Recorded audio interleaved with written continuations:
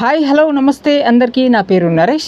ఇందిరమ్మ ఇండ్లు, double bedroom ఇండ్లు L1, L2 కేటగిరీకి సంబంధించి ఈ రోజు వరకు ఉన్న లేటెస్ట్ వార్తలు అయితే తెలుసుకుందాం. వీడియో పూర్తిగా చూడడానికి ప్రయత్నం చేయండి. ఫస్ట్ టైం చూసిన వాళ్ళు ప్లీజ్ సబ్స్క్రైబ్ చేసి చూడండి, లైక్ ఇవ్వండి, హైప్ అని ఉంటుంది, హైప్ కూడా ఇవ్వండి, ప్లీజ్ సపోర్ట్ చేయండి. మరి వివరాలకు వెళ్తే ఇందిరమ్మ ఇండ్లు రెండో విడత జూన్ 1వ తారీఖున సీఎం రేవంత్ రెడ్డి గారు ఆదిలాబాద్లో ప్రారంభించారు కదా. ప్రారంభం మాత్రమే చేశారు, మరి ఎక్కడ కూడా మంజూరు పత్రాలు ఇచ్చినట్టు వార్తలు అయితే సమాచారం అయితే రాలేదు. ఇది L1 కేటగిరీకి సంబంధించి వస్తుంది కదా. అయితే నెక్స్ట్ డబుల్ బెడ్రూమ్లు అయితే మరి జిల్లాలో మరి అక్కడక్కడ కొన్ని జిల్లాలో అయితే వార్తలు వినిపిస్తున్నాయి. మొన్న జూన్ 2వ తారీఖున మరి వరంగల్ జిల్లాలో మరి 600 డబుల్ బెడ్రూమ్ ఇండ్లు పంపిణీ చేశారనమాట. లక్కీ డ్రా ద్వారా ఇచ్చారు. స్వయంగా పొంగులేటి శ్రీనివాసరెడ్డి గారు ఈ ప్రోగ్రాంలో పాల్గొనడం జరిగింది.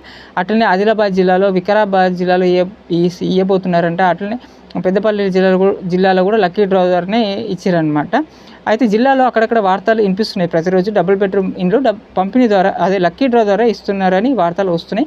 అయితే జిహెచ్ఎంసీ రంగారెడ్డి, మేడ్చల్ ఈ ప్రాంతంలో మనకు 19,000 డబుల్ బెడ్రూమ్ ఇండ్లు పంపిణీకి సిద్ధం చేసినాం. జూన్ 2వ తారీఖు నుంచి ఇస్తామని చెప్పినారు, కానీ ఇవ్వలేదు. ప్రారంభించలేదు, ఇవ్వడం కూడా మొదలు పెట్టలేదు. ఇక్కడ కూడా లక్కీ డ్రా ద్వారానే ఇస్తారు. డబుల్ బెడ్రూమ్లు ఏవైతే ఉన్నాయో ఇప్పటి వరకు కేసీఆర్ కట్టిన డబుల్ బెడ్రూమ్లు అవి లక్కీ డ్రా ద్వారానే ఇస్తారు. అయితే మనకు గందరగోళం ఒకటి సృష్టించారు కదా. L2 కేటగిరీలో ఉన్న వాళ్ళని చాలామందిని L3లకు మార్చడం జరిగింది. కారణాలు IGRS అంటే సొంత స్థలం కానీ సొంత ల్యాండ్ ఉన్న ఇలా L3లకు మార్చడం జరుగుతుంది. అట్లనే కరెంట్ కనెక్షన్ ఉన్న, వాటర్ కనెక్షన్ ఉన్న వాళ్ళ అప్లికెంట్ పేరు పైన అట్లా మార్చడం జరుగుతుంది. అట్లనే 4-వీలర్ ఉన్నా కూడా, 4-వీలర్ అంటే కూడా ట్యాక్సీ నడుపుకునే వాళ్ళు కూడా 4-వీలర్ ఉంటుంది కదా, వాళ్ళని కూడా మార్చడం జరిగింది. ఇట్లా చాలామంది ఈ ఆందోళన చెందుతున్నారు. మాకు ఎలాంటి ఆస్తులు లేవు, సొంత ఇల్లు లేవు, సొంత ల్యాండ్ లేవు, 4-వీలర్ కూడా ట్యాక్సీ కింద నడుపుకుంటున్నాము ఫైనాన్స్ లాగా తీసుకొని, ఇలా రకరకాల కామెంట్స్ నా వీడియోలో కూడా ఇంతకుముందు వార్త చేసాం.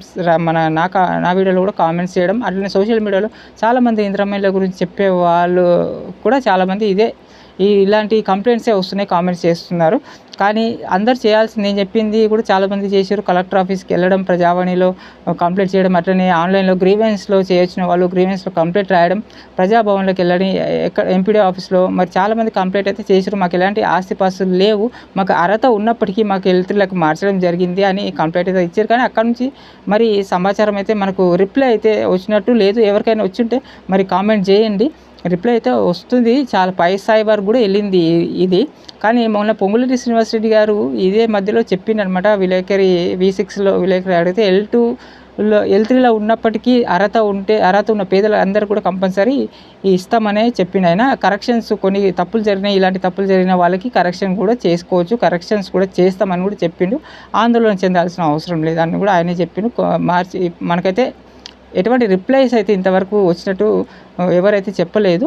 అయితే మనకు L2 కేటగిరీలో ఉన్న వాళ్ళు చాలామందికి మారుస్తున్నారు కదా, కానీ ఇది సాఫ్ట్వేర్ ద్వారానే ఎంక్వైరీ జరుగుతుంది అని చెప్తున్నారు. కానీ కొంతమందికి నేను చెక్ చేసిన, నేను కొంతమందికి చూస్తున్నా కదా, L2 కేటగిరీలో ఉన్న వాళ్ళకి చాలామందికి ఊర్లలో అంటే మన పట్టణ ప్రాంతంలో, సిటీలలో రెంట్కుండి మరి ఊర్లలో గ్రామీణ ప్రాంతంలో 2 ఎకరాలు 3 ఎకరాలు ల్యాండ్స్ ఉన్నాయన్నమాట నాకు తెలిసిన వాళ్ళకి. కానీ వాళ్ళకు కొంతమంది L3లకి మార్చడం జరగలేదు. మరి ఇది చాలా విచిత్రంగా ఉంది. ఈ L2లో నుంచి L3లకు మార్చలేదు. వాళ్ళకు 2 ఎకరాలు 3 ఎకరాలు ఊర్లో ఇల్లు ఉన్నప్పటికీ వాళ్ళను L2లో అట్లనే ఉన్నారు, వాళ్ళకు మార్చడం జరగలేదు. మరి ఏమంటే సాఫ్ట్వేర్ అంటున్నారు కొంతమంది. మరి కొంతమందికి అయితే అందుకని ఇది కొంచెం పై స్థాయి వరకు గట్టికి వెళ్తేనే బాగుంటుంది. అయితే నెక్స్ట్ వీళ్ళు ఫోకస్ పెట్టింది దేనిపైన అంటే జిహెచ్ఎంసీ ప్రాంతంలో 1,00,000 డబుల్ బెడ్రూమ్లు, 1,00,000 ఇండ్లు నిర్మాణం చేసి ఇస్తాం, పేదలకు పంపిణీ చేస్తామని చెప్పారు కదా. దానికోసం అయితే స్థలాలు సేకరిస్తున్నారు. ఫిలింనగర్లో కూడా 14 స్థలాలు అయితే చూసారు, అధికారులు వచ్చి చూస్తున్నారు. అంటే సిటీలోనే మనకు కేసీఆర్ ప్రభుత్వం ఉన్నప్పుడు డబుల్ బెడ్రూమ్ ఎక్కడో సిటీ శివార్లో కట్టారు కదా, ఆ విధంగా కాకుండా సిటీ మధ్యలోనే జిహెచ్ఎంసీ పరిధిలోనే 1,00,000 ఇండ్లు అయితే నిర్మిస్తారట. 400 చదరపు పేదలకు వేయడానికి, L2లో ఉన్న వాళ్ళకి వేయడానికి 400 చదరపు అడుగులు అంటే 40 గజాలు, మినిమం 40 గజాలనే కట్టి, అంటే ఇప్పుడున్న డబుల్ బెడ్రూమ్ కంటే కొంచెం చిన్నగానే రావచ్చు. ఇది 1 ఇయర్ లోపలే రెడీ చేసి ఇస్తారట. మరి L2లో ఉన్న వాళ్ళకి ఇది ఒక ఆప్షన్. నెక్స్ట్ ఇంకా వెయిట్ చేసే వాళ్ళకి అయితే ఇప్పుడున్న డబుల్ బెడ్రూమ్లో అయితే లక్కీ డ్రా ద్వారా ఇస్తారు. ఎంతమందికి ఎప్పుడు ఇస్తారో అనేది క్లారిటీ లేదు. మనకు జిహెచ్ఎంసీ ఎన్నికల ముందు ఏమని ఇస్తారో మరి చూడాలి. ఇప్పటివరకు ఉన్న అప్డేట్స్ అయితే ఇవే. మనకు ఎటువంటి ఏదైనా రిప్లై ఎవరికైనా వచ్చుంటే మరి కామెంట్ చేయండి. నిజంగా ఇవి చాలామందికి సొంత ఇండ్లు కానీ ఇంతకుముందు మనకు గవర్నమెంట్ నుంచి ఎప్పుడైతే ఇల్లు ఎవరైతే పొందితే వాళ్ళకు కూడా రిజెక్ట్ చేస్తున్నారనమాట. ఇంతకుముందు గవర్నమెంట్ ద్వారా ఇల్లు పొంది వాళ్ళు అమ్ముకోవడం కానీ, అమ్ముకున్నప్పుడు వాళ్ళ మీదనే కొంతమందికి వాటర్ కనెక్షన్, మీటర్ కనెక్షన్ ఉంటుంది. వాళ్ళకి అట్లాంటి వాళ్ళని కూడా రిజెక్ట్ చేస్తున్నారు. కొంతమంది అడుగుతున్నారు. అలాంటి వాళ్ళని కూడా రిజెక్ట్ అవుతున్నారు. మరి ఎటువంటి నిజమైన అర్హత ఉంటే మాత్రం మార్పు కంపల్సరీ జరుగుతుంది. మీరు ఎంపీడీ ఆఫీస్ కానీ, మున్సిపల్ ఆఫీస్ ఏదైతే ఆఫీస్ దీని ఈ L2కి సంబంధించి, ఈ డబుల్ బెడ్రూమ్ ఇళ్ళకి సంబంధించి ఏదైతే అధికారులు వాళ్ళకైతే వెళ్ళాల్సిందే. వాళ్ళ దగ్గరికి వెళ్ళి అక్కడ కలెక్టర్ ఆఫీస్ కానీ, మున్సిపల్ ఆఫీస్ కానీ అక్కడికి వెళ్ళి మనం L3లో నుంచి L2 కంపల్సరీ మార్చుకోవాలి. ఇప్పుడు కాకుండా నేను ఇంతకుముందు వీడియోలో కూడా చెప్పినాను, మనకు డబుల్ బెడ్రూమ్ ఈ ప్రభుత్వం కడతారు, కంపల్సరీ కడతారు. ఆ కట్టినప్పుడైనా ఇస్తారు డబుల్ బెడ్రూమ్. అర్హత గల వారికి కంపల్సరీ ఇండ్లు వస్తాయి. వీళ్ళు ఇప్పుడున్న ప్రభుత్వం అయితే L1 కేటగిరీ పైన ఎక్కువ ఫోకస్ చేస్తుంది. దీంట్లో రాజకీయ కోణాలు కూడా ఉన్నాయి. వీటిపైన మరో వీడియోలో క్లియర్గా చెప్తాను. రేపు మరో అప్డేట్స్ వస్తుంటే చెప్తూనే ఉంటాను ఎప్పటికప్పుడు క్లియర్గా. సబ్స్క్రైబ్ చేయండి, చూస్తున్న వాళ్ళు లైక్ చేయండి, హైప్ ఇవ్వండి, ప్లీజ్ సపోర్ట్ చేయండి. మరో వీడియోతో మళ్ళీ కలుస్తాను నెక్స్ట్ వీడియోలో. Thank you.